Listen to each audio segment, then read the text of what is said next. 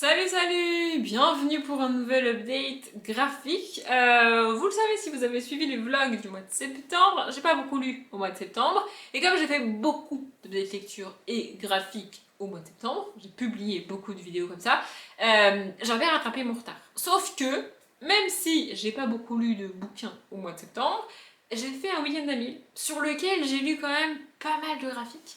Et du coup, bah, il faut que je fasse des updates graphiques pour vous en parler. Donc c'est des livres que vous avez déjà vus, c'est des graphiques que vous avez déjà vus sur le vlog du week-end d'Amile, mais là je vais revenir un peu plus en détail avec le résumé, vraiment ce que j'en ai pensé, tout ça, tout ça. Sauf pour barbe bleue et tout, là, c'est pas graphique, mais vous avez compris que j'ai dit dans le vlog que je présenterai ni en update graphique ni en update lecture. Voilà. Pour tous les autres, bah, il faut que je vous les présente en update, donc c'est parti. Le premier, c'est Mamet le tome 1, non, les souvenirs de Mamet le tome 1, la vie au champ de Nob. Donc ici, je vous le montre sans la jaquette, mais j'ai été récupérer la jaquette pour vous la montrer. Voilà, avec la jaquette, il ressemble à ça. Moi, je retire toutes les jaquettes parce que je supporte pas les jaquettes. Et alors, quand il y a un truc en dessous comme ça, je vois vraiment pas l'intérêt de faire une jaquette. Mais enfin bon, bref. Du coup, c'est de Nob, donc c'est le même auteur et illustrateur que Dad, la BD Dad. Et j'avais envie de tenter. Voilà. Et franchement, j'ai beaucoup aimé. Vraiment, c'est très mignon, c'est très chou. Je vais essayer de vous montrer des, des planches. Alors, il y a des trucs comme ça, un petit peu flippants. C'est pour les enfants, mais bon, voilà. Et puis, il y a des planches, genre, tout à fait normales. Attendez, j'essaye d'en trouver une bien. Voilà, voilà. Des trucs comme ça, vraiment assez classique on va dire, et en fait bah, comme le titre l'indique, ce sont les souvenirs de Mamet. Donc en gros on suit une petite fille, en tant qu'adulte, je l'ai dit dans le vlog, tu comprends qu'il y a un bail d'engueulade, il y a un bail de ils s'entendent plus, les parents peut-être de divorce, les parents de Marinette, je crois qu'elle s'appelle. Bref, et donc du coup sa mère l'emmène en train chez son grand-père, à Mamet, et voilà, elle lui dit tu vas rester là-bas jusqu'à ce que ça s'arrange avec ton père. Donc on sait pas si c'est jusqu'à ce qu'ils se réconcilient ou jusqu'à ce que le divorce soit déclaré, on sait pas, on en sait autant qu'elle en fait. Déjà, je pense qu'on en a que j'en ai déduit plus que la petite fille qui peut-être ne sait peut-être même pas ce qu'est un divorce. Bref, donc du coup voilà, elle débarque là-bas. C'est une petite fille qui a été élevée en ville et elle débarque à la campagne, au champ, avec son grand-père, sa grand-mère et sa tante, donc la sœur de sa mère. Et voilà, elle découvre la vie au champ, s'occuper des bêtes, s'occuper du champ, des récoltes, arroser, enfin vraiment gérer la ferme de son père, de son grand-père. Voilà, elle va participer à tout ça, c'est assez court, c'est vraiment, c'est pas très détaillé, mais vraiment c'est très chou, j'ai vraiment beaucoup aimé. J'ai pas encore acheté la suite à l'heure où je parle, mais je vais pas tarder à me commander la suite, je pense. Je l'ai dit en vlog, il me semble avoir montré précisément cette page-là. J'adore ce genre de planche, vraiment je trouve ça magnifique. Voilà, et du coup à la toute fin, je vais essayer de vous montrer, on rencontre, donc ça c'est Mamet, genre actuellement, vous voyez, qui... et tu comprends, ouais, c'était un souvenir et que là dans le présent, Mamet est une grand-mère et qu'elle se remémore ses souvenirs. Vraiment, j'ai trouvé ça hyper chou, hyper mignon, et j'adore les détails sur le bouquin. Genre là, t'as l'impression que c'est abîmé, mais c'est imprimé comme ça. C'est imprimé, effet vieilli, effet abîmé, comme si c'était vraiment le carnet dans lequel Mamet avait écrit. Et je trouve ça vraiment cool. Je sais pas combien il y a de tomes, mais faut que je regarde et que je commande la suite parce que c'était vraiment sympa. J'ai ensuite lu l'atelier détective, le tome 1, Les mystères de la nuit de Becca et Goalek. Je vais essayer de vous trouver leurs prénoms parce qu'ils ont des prénoms ces gens. Non, Becca, Sandrine Goalek et Maëlle Cosson aux couleurs. Donc Sandrine Goalek a fait les dessins et Becca a écrit les scénarios d'ailleurs, parce qu'il y en a plusieurs. En gros, dans cette histoire, c'est parfait pour Halloween, je l'ai dit en vlog, vraiment c'est parfait pour Halloween et c'est parfait pour les enfants parce que on y parle de zombies, on y parle de sorcières, et le troisième, je sais plus ce que c'est, d'un monstre. Je crois que c'est un monstre, tout simplement. Mais ça fait pas peur. Vraiment, ça fait pas peur. C'est trois enfants qui ont, je sais pas, peut-être 9-10 ans par là. En gros, à l'école, on leur a demandé, on a demandé à toute la classe de créer des petits clubs pour qui, sur une heure de cours, ils font des petits clubs et ils échangent entre eux. avec plusieurs personnes enfin plusieurs élèves dans le club à chaque fois. Et eux, ils sont 3 et ils ont créé le club détective. Et leur but, c'est d'enquêter sur des petites choses qui se passent dans la ville. Et c'est des enquêtes à leur niveau, hein. C'est des enquêtes d'enfants, évidemment. Et donc la première, ils enquêtent sur un zombie. Apparemment, il y a un zombie qui se balade dans la ville avec des bandelettes et tout. Là, pas un zombie, une momie peut-être, je sais plus. Non, mais il me semble que c'est un zombie. Histoire de bandelettes, il n'y a pas de bandelettes. Voilà, c'est vraiment un zombie. Et donc voilà, ils enquêtent, ils veulent comprendre c'est quoi ce délire. Pourquoi il y a un zombie dans la ville, est-ce qu'il est gentil, est-ce qu'il est méchant, qu'est-ce que c'est que ce bazar. Et évidemment, comme ce sont des enquêtes résolues par des enfants, la résolution finale est mignonne et gentille. Vraiment, c'est pas un zombie méchant qui mange les gens et tout, pas du tout.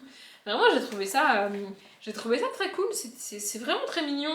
J'aime pas les recueils de nouvelles, et là, c'est comme un recueil de nouvelles parce qu'on a 3 petites histoires dedans, mais ça m'a pas dérangé. Vraiment, ça m'a pas dérangé, j'ai trouvé les histoires vraiment très chou et les personnages sont très attachants. C'était vraiment très sympa. Je vais essayer de vous montrer une planche. Voilà, vous voyez, c'est vraiment des planches assez normales, entre guillemets. Ça fait pas vraiment flipper. Il y a quelques planches qui font un peu plus, comment dire, un peu plus sorcière, un peu plus zombie à chaque fois ou monstre, tu vois, et qui font un peu plus peur. J'essaie de vous en trouver une, mais je galère parce qu'il n'y en a pas des maths. Voilà, celle-ci est un peu plus sombre par exemple, ça fait un peu plus peur, mais vraiment c'est très mignon, c'est très chou, et pour les enfants, franchement, c'est génial. Ça faisait longtemps que je vous avais pas montré le dos d'une BD, j'adore les dos. Bref. Ensuite, j'ai lu Complot à Versailles, le tome 1 à la cour du roi de Carbone et Giulia Adragna. Je vous le tente à chaque fois comme ça, mais je suis pas sûre. Et c'est d'après le roman de Annie Jay. Je savais même pas que c'était un roman à la base, mais c'est marqué en gros dessus. Enfin bref. En gros, on suit une famille qui a sauvé une jeune fille de la noyade. C'est la première scène de la BD. Voilà, ils l'ont sauvée. Et puis, on se rend compte que donc, on est en France à l'époque du royaume, donc on est en 1676, et il se trouve que le père de la famille qui a recueilli cette jeune fille a été banni du royaume par Louis, je sais plus combien, là c'est marqué celui qui règne, mais il me semble que c'est celui d'avant qui a renvoyé ce gars. C'était un... Je sais plus quel métier il exerçait au château de Versailles, mais il travaillait là-bas pour le roi, et il a fait quelque chose qui n'a pas plu au roi en fait, mais qui n'est pas en soi négatif. Mais ça lui a pas plu au roi, et donc du coup il l'a renvoyé, et ça a mis la honte sur la famille a été isolée, bannie, oubliée, vous voyez ce genre de famille.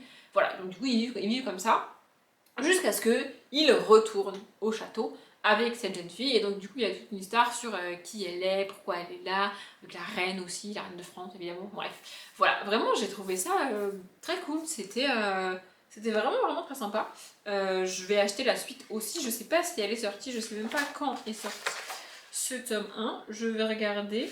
2019, donc a priori je dois avoir au moins le tome 2, voire le tome 3, voire plus de dispo, donc je vais acheter et lire la suite parce que j'ai beaucoup aimé. Je vous ai pas montré les planches, je vais vous montrer. Je trouve les couleurs vraiment très cool. Enfin, vraiment j'ai trouvé ça très agréable à lire, très sympa. C'était vraiment, je m'attendais à rien parce que je l'ai commandé un peu par hasard sur France Loisirs, et j'ai trouvé ça vraiment génial. Le dernier, c'est Les Carnets de Cerises, le tome 1, du coup, le zoo pétrifié de Joris Chamblin et Aurélie Néret. C'est une saga très connue, très appréciée, très recommandée, vraiment. Et ça m'attirait moyennement, du coup j'ai mis un petit peu de temps à me décider, et il me semble que j'ai trouvé ce tome 1 d'occasion en bouquinerie, donc du coup je l'ai acheté. Je crois que c'est la version collector un peu, parce que je suis pas sûre que la BD de base ressemble à ça. Il me semble que c'est la version collector, mais ça se trouve je dis des conneries. Si j'avais la date, peut-être que ça nous aiderait. C'est ça, dépôt légal septembre 2012, mais achevé d'imprimer en septembre 2021. Donc ça devait être une version collector, genre pour Noël ou je sais pas, un délire comme ça. Je sais pas si je réussirai à avoir toute la saga en version comme ça, mais enfin bon, bref. Pour l'histoire, donc on y suit Cerise qui, avec ses 2 amis, a construit une cabane dans la forêt, c'est assez cool. Et elle voit y passer un vieil homme dans la forêt. Il a des pots de peinture, il est taché de peinture, il a des outils, des trucs. Et il fait des allers-retours dans la forêt, et Cerise, ça l'intrigue. Elle a envie de comprendre, du coup elle va tout faire pour essayer de le suivre, pour voir où il va, ce qu'il fait, qu'est-ce qui se passe, et elle va finir par découvrir ce qui se passe. Et franchement, c'est une histoire vraiment très cool, vraiment très mignonne, avec un message vraiment génial. J'ai vraiment beaucoup aimé. Il y a un truc qui m'a dérangé dans la BD, je l'ai dit dans le vlog, c'est qu'en fait, il y a des bouts de BD comme ça, enfin des planches peut-être tout à fait classiques d'une BD normale. Les dessins en soi sont plutôt cool, les couleurs vraiment sympas, mais il y a des pages. Alors au final, il n'y en a pas tant que ça dans la BD, mais je trouve qu'en fait, ça coupe la lecture. Vraiment, moi, ça me bloquait dans ma lecture quand j'avais une page comme ça à lire. Je me disais, oh non, vas-y, j'ai pas envie, je veux lire la BD, mais j'arrive pas non plus à sauter des pages. Donc je les lisais quand même. C'est ces pages-là. Ces pages-là, en fait, c'est les pages du carnet de Cerise, c'est le titre de la saga, dans lequel elle écrit, tu vois. Et donc, du coup, elle écrit dedans, et donc toi, t'as la page de son carnet en plein milieu de la BD, comme ça. Vraiment, je trouve que ça casse le rythme de l'histoire de la BD, ça te sort de l'histoire, en fait. Vraiment, je sais pas comment expliquer, j'aurais préféré avoir tout le carnet au début ou tout le carnet à la fin, et l'histoire pas interrompue, du coup, au milieu. Mais bon, c'est comme ça. Il me semble aussi qu'il y a un espèce de spin-off avec le carnet de Cerise et Valentin. Alors pour l'instant, je sais pas qui c'est Valentin, mais bon, pourquoi pas. Voilà, je vais quand même continuer, je vais quand même acheter la suite et lire la suite. Mais vraiment, ces bouts de carnet en plein milieu de la BD, moi je trouve pas que c'est une super idée. Hein. Voilà, après, le message est vraiment cool, l'histoire est vraiment sympa, c'est vraiment beau en fait, c'est vraiment bien fait, bien écrit, bien construit, bien amené, la conclusion est vraiment cool, vraiment j'ai beaucoup aimé le message, l'ambiance, les dessins, tout, sauf ces foutues pages du carnet, c'est dommage parce que c'est le titre de la saga encore une fois, mais bon, c'est comme ça. J'ai pris l'habitude au mois de septembre, du coup, enfin pour le mois de septembre, de faire des updates et des vidéos courtes. J'ai pas réussi avec la dernière vidéo qui est sortie, donc cet update graphique est court. C'est pas mal, ça change. J'espère qu'il vous a plu. Comme d'habitude, je vous souhaite une bonne journée, un bon après-midi, un bon appétit ou une bonne nuit, et je vous dis à bientôt.